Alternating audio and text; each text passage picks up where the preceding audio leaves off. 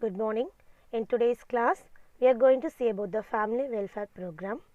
The Family Welfare Program is a program which is formed in order to increase the overall national policy of growth.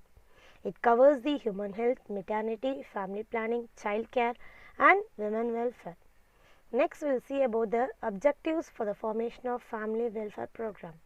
First thing is, it will inform the public about the various available contraceptive measures and thereby the population can be controlled. And also, it reduces the stress on the environment. It insists the registration of birth, death and marriages in the society.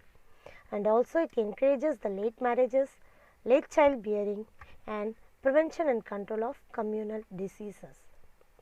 Next, we will move on to the women welfare. The Department of Women and Child Welfare and Development was set up in 1985 by the Ministry of Human Resource Development, that is HRD. It has many plans, policies, programs organized by the government and the non-governmental organization, that is NGO, and this will be working in the field of women and child development. It will concentrate on the women welfare and the development of child. The efforts are directed to ensure that women are empowered both by economically and socially, and therefore they will attain the equal partnership in national development along with the women. Next, what is the need? Why this women welfare is formed? What is the need for that? So here, if you see that the women are facing so many problems. For example, gender discrimination, devaluation at home, workplace and in matrimony, and also several cases like dowry death, rape, domestic violence, criminal offences, mental tortures are happening for the women. And also the human rights. The human rights is nothing but the fundamental rights possessed by all the citizens. Even that human rights is also violated for the women. That is the need for the formation of the women welfare. So next we will see about the objectives of women welfare. So this women welfare provides education and imparts vocational training, and also it creates the awareness about the environment, and it helps to improve the employment opportunities, thereby restoring their dignity, status, equality and respect for the women. And next we will move on to the environmental degradation.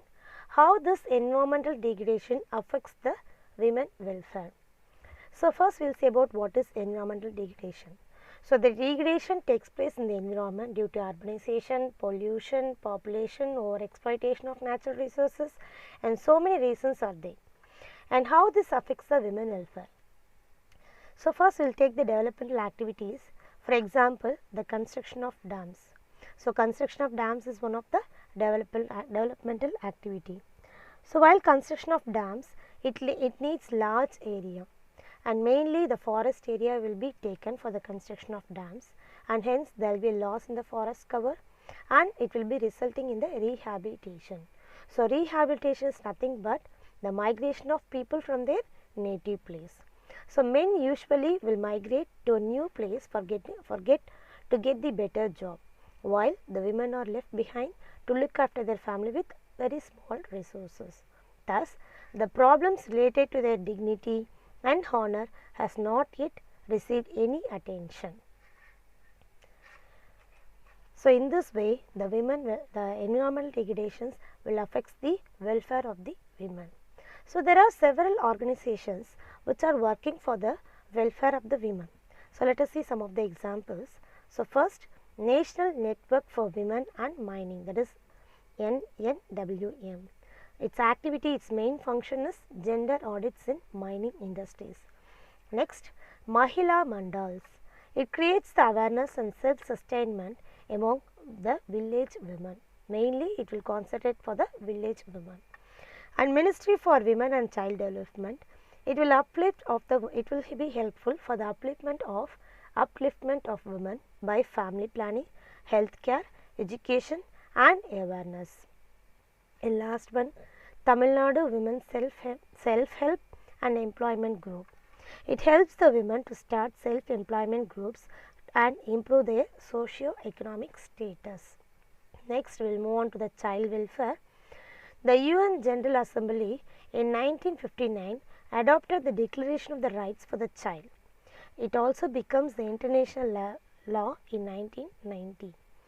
If you take our country, nearly 20 million children are working as child laborers in many hazardous industries like match industry, fire industry, pottery and so on.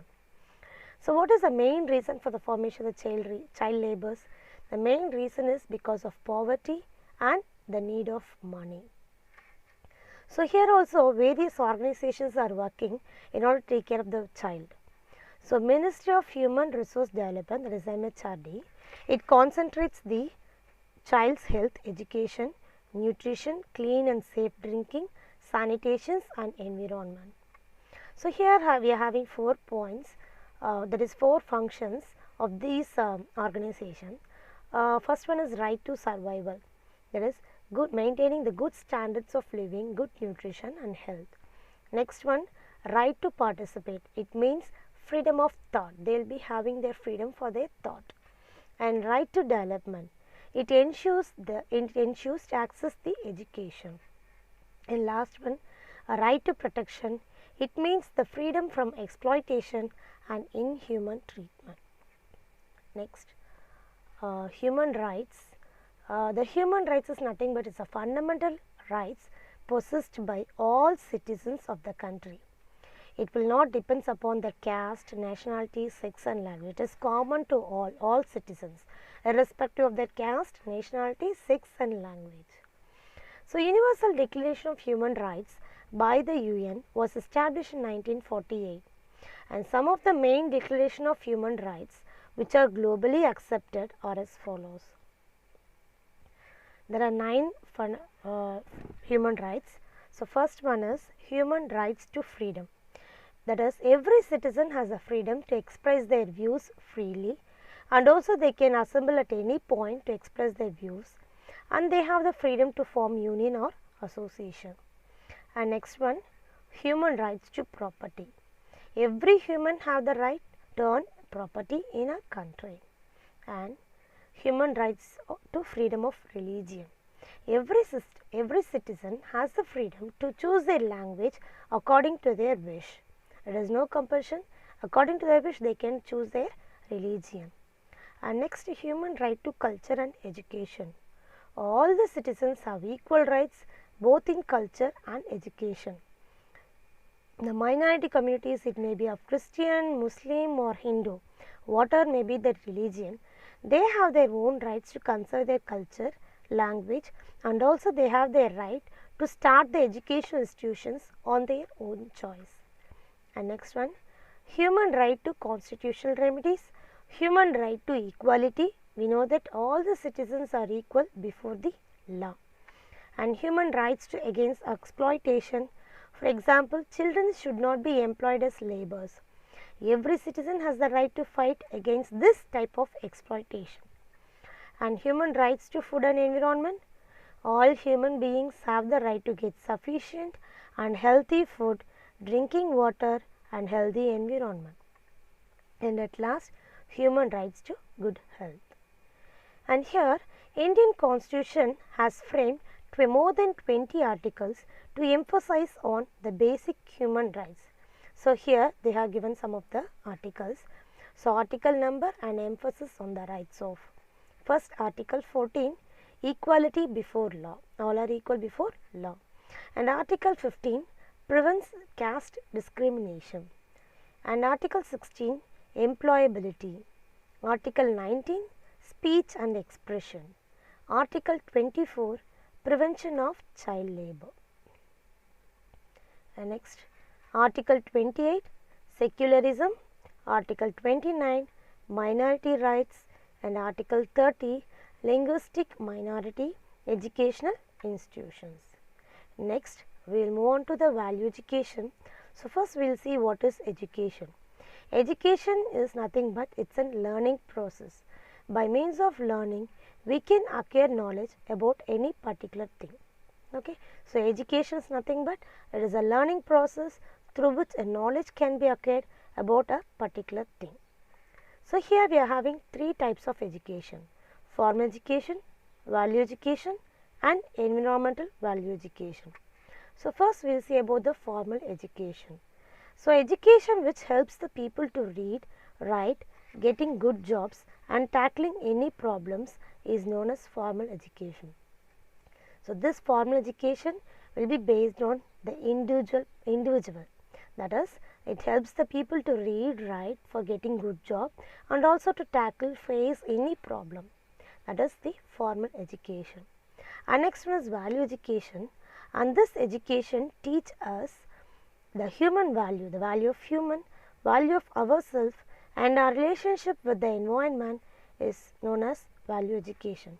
And also it teaches the distinction, that is a difference between the right and wrong, good and bad, and also the helpful nature, loving, generosity, tolerance for the youth, so that they can attain the attitude for a sustainable future. And next one, environmental value education, and this will educate or teach us about the ecology, biodiversity and the fundamentals of the environment. And next, objectives of value education. What are the objectives? So mainly it insists for the youth, that is intellectual and psychological integral growth of the youth, and thereby it will increase the attitude towards the sustainable lifestyle. And also it gives the awareness about good and bad, right and wrong. And next, how can we impart the value education? What are the methods can be followed? How can we teach the value education? So it involves 5 steps. First one is telling, by means of telling, that is by means of narration of the situation. By means of narrating the situation, we can impart the value education. And next one, modeling, by using models. It may be of working model or non-working model, we can give the value education. And role playing, by means of dramas, like dramas and all, we can role play, we can play the role and thereby we can impart the value education. And next one, problem solving, the problem can be taken and how the problem can be solved and what are the decisions can be taken, so that can be discussed. And by means of, at last, by means of studying the biographies of great men. So these are the ways how can we impart the value education. And last topic is the types of value education. So first one, universal or social value. It tells about the importance of human conditions which will be reflected in life, joy, love, service, truth and so on. And next one, cultural value. It tells about the right, wrong, good, bad, what are the things to be truth, false, and it will be reflected in language, aesthetics, education, philosophy, economics and so on. And next one, individual value. It deals with the personal principles and results in the individual personality and experiences. And also it is reflected in the individual goals, relationships and commitments. Next, global value. It gives you the stress between the human civilization and natural phenomenon, and also these two factors are interlinked to each other. If there is any difference between, any disturbance between the human civilization and natural phenomena, then the whole ecological imbalance will occur and leads to catastrophic results. Last, spiritual value. It promotes the conservationism and alters our consumeristic approaches, and it will be reflected in self-restraint, self-discipline and reduction of waste. Thank you.